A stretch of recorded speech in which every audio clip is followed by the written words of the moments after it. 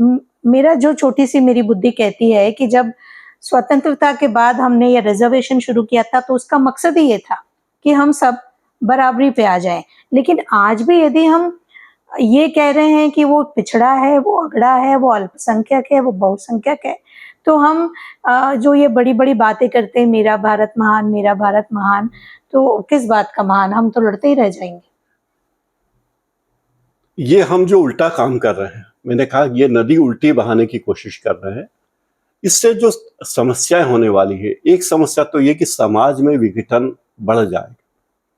और जब आरक्षण खत्म करने की बात करेंगे, कोई भी आदमी, कोई भी दल आज इसकी स्थिति में नहीं है, कोई बोल नहीं सकता कि आरक्षण को खत्म किया जाए या आरक्षण एक बार मिल गया तो दोबारा ना मिले।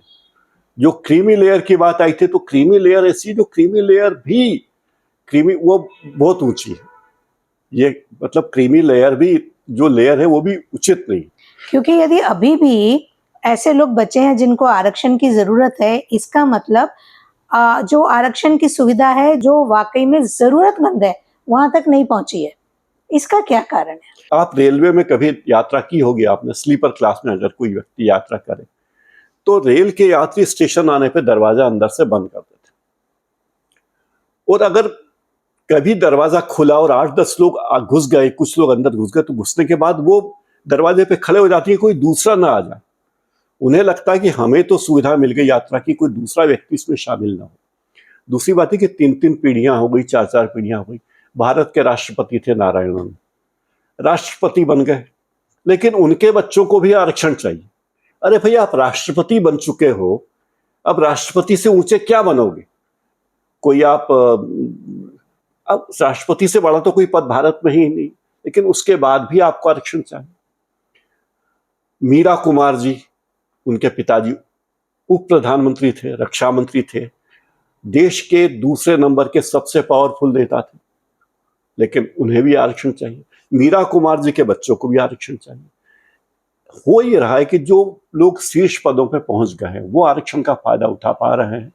जो आरक्षण में पिछड़ा है, पिछड़े लोग हैं वाकई, जैसे मान लीजिए, उसे ऐसे सरल शब्दों में बताएं कि मान लीजिए कि एससी वर्ग के लिए 10% सीटें आरक्षित है। मैं आंकड़ा केवल उदाहरण के लिए 10% सीटें आरक्षित है, तो 10% के 10% आरक्षण अधिकतर वो लोग ले जा रहे हैं जो एससी वर्ग में ऊंचे हैं।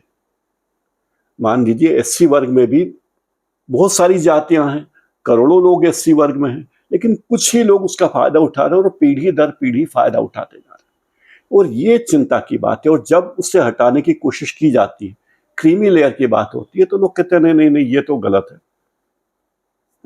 देखिए, मुख्यतः 4 तरह के वर्ण व्यवस्था हमारी सरकार ने पैदा की। एसटी, एससी और ओबीसी की गई है 1971 से, और जनरल कैटेगरी है शुरू से। अब यह है कि इसके अलावा जनरल में भी हमने अदर बैकवर्ड क्लास और ये अलग अलग निकाल, लेकिन मुख्य तौर पर ये 4 क्लासेस है। इसमें जो ओबीसी क्लास है, बड़ा संघर्ष है कि ओबीसी में इतने प्रतिभाशाली बच्चे, उनके लिए जो सीटें आरक्षित है, ओबीसी में मेरिट में आने वाले बच्चों का परसेंटेज देखिए और जनरल कैटेगरी के बच्चों का परसेंटेज देखिए, उनकी प्रतिभा का मतलब नेक टू नेक, लेकिन वो ओबीसी में है। और जो एसटी हैं, जो आदिवासी समुदाय के लोग हैं, वो सबसे पिछड़े हैं क्योंकि उन्हें मौके नहीं मिले, तो उन्हें मौके नहीं मिले। अब एक बड़ा संघर्ष हो कि जो ओबीसी समुदाय है वो 40 से 50%, और हमारे बड़े बड़े राज्य उत्तर प्रदेश, बिहार, झारखंड, कर्नाटक, वहां इस वर्ग का प्रभाव प्रभुत्व ज्यादा है और वो चाहते हैं कि वो अपनी सत्ता न छोड़े। तो ये मांगे कि साहब ओबीसी के लिए अभी हमारे यहाँ चुनाव में तो कोई आरक्षण नहीं है, लेकिन नौकरियों में आरक्षण है। अब सुप्रीम कोर्ट और कोर्ट ने कहा कि साहब 50% से ज्यादा आरक्षण आप न दें। एक राज्य की सरकार गई कि हम तो उससे ज्यादा देंगे, 67% आरक्षण देंगे। फिर उसे सुप्रीम कोर्ट ने रोका। अब लड़ाई ये है कि आरक्षण की सीमा 50% से ज्यादा हो या ना हो, तो कह रहे हैं कि जिसकी जितनी आबादी उसकी उतनी हिस्सेदारी। तो आरक्षण बढ़ाने बढ़ाने बढ़ाने की बात है, और ये कहना है कि हम जो चीज़ करना चाहते हैं, जिन्हें हम देना चाहते हैं आरक्षण, उन तक पहुँचे तो ये बड़ी बात होगी। तो अभी भी इतने साल आरक्षण रहने के बाद भी पात्र तक आरक्षण नहीं पहुंचा है, तो आगे भी पहुंच पाएगा या नहीं, इसकी क्या गारंटी है? हम इसको कितने सालों तक कंटिन्यू रखेंगे और क्यों रखेंगे? देखिए, ये एक ऐसा शेर है जिस पर बैठी है हमारी सरकार। जो पार्टी शेर की सवारी छोड़ेगी तो शेर उसे खा जाएगा। कोई भी पार्टी आरक्षण के खिलाफ बोलने के लिए, करना तो दूर, बोल भी नहीं सकती आज की तारीख, करना तो दूर की बात है। कोई पार्टी कह दे कि हम आरक्षण खत्म करेंगे, किसकी हिम्मत? क्योंकि उसे पता है कि आरक्षण के सहारे ही उसकी राजनीति चल रही है, आरक्षण की नैया ही है जो उसकी खिवैया बनी हुई है।